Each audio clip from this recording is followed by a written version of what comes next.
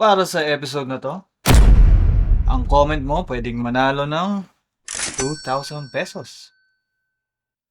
Magsulat ka lang sa comment dito ng isang malupit na alamat. Ang iyong comment ay isulat. Baka manalo iyan ng ₱2,000.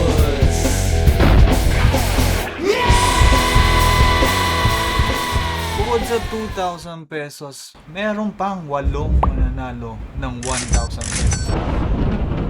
Kumukulog. Siya nga pala. Congrats sa mga nanalo nung nakarang episode. Congratulations, it's a celebration. Party all day, I know you've been waiting. Congratulations, it's a celebration. Yung kwentong Pulislaw, ang nanalo ng ₱3,000. Malupit talaga yan. Tsaka yung huling kwento tungkol sa bahay, minus 10 aura talaga sila. Kung hindi nyo pa napapanood, nandito lang yan sa episode 2 part 2. Ayun na nga, ito ang mga halimbawa ng alamat. Yung pinost kong clue. Ito si Maria Makiling. Ito ang alamat ng pinya. At ito na lang ang sample ko. Alamat ng palaka. Siyempre, isusulat ko sa comment yung version ko na mas maiksi. Kasi pag hinanap mo sa Google, 2 page yata to. May isang lugar.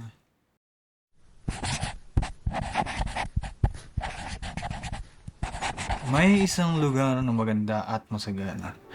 May malinis na ilog, mga halaman at mga punong mapunga.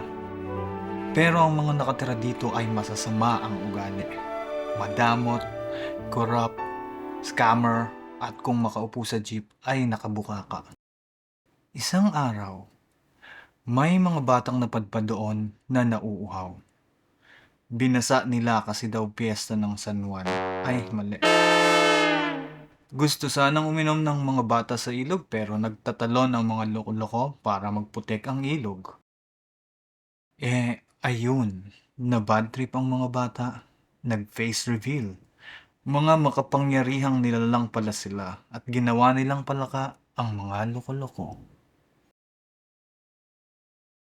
Ang mga alamat ay fiction.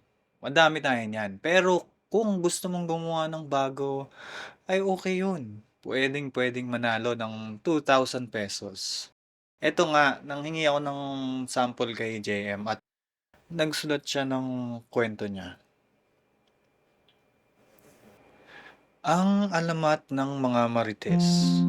Noong unang panahon, bago pa ang panahon ng Hapon, siguro umaga nun, may isang lugar na tinatawag nilang Barrio Chariz, kung saan ipinagbabawal ang paggawa ng chismis.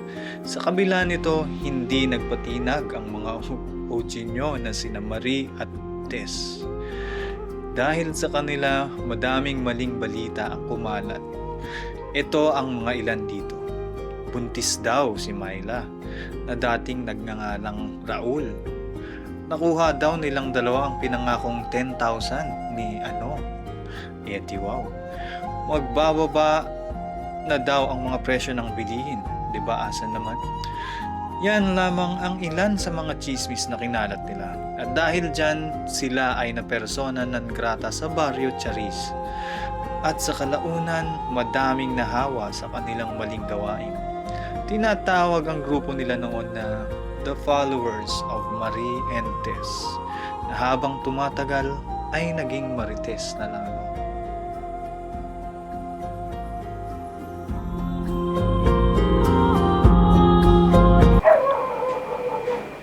Yun, sakto. Kung marami na kayong narinig na alamat, mapapansin nyo na merong paliwanag yung origin story sa dulo. Katulad nito, gumawa siya ng The Followers of Marie and Tess, na habang tumagal ay naging Marites na lamang. Mahusay.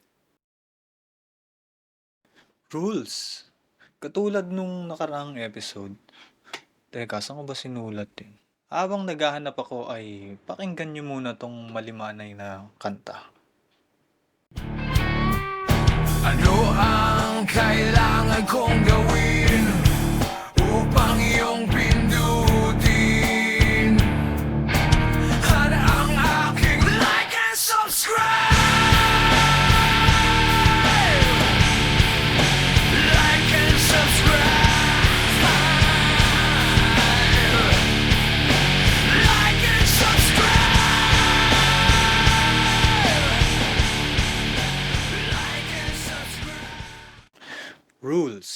Nasasaad to sa description box. Huwag isulat sa comment ang number at baka ma-spam. Pag isa kayo sa mga panalo, PM nyo ako sa Facebook. Ang comment na may pinakamaraming likes ay sure na makaka 1,000 pesos at mas malaki ang chance na manalo. Kaya share nyo na sa friends and family itong video. May share button dyan. Bawal mangopya ng ibang comment. Galingan nyo ang pagsusulat at good luck! Sa susunod na episode natin babasahin ang mga panalong comment at yun ay sa July 20.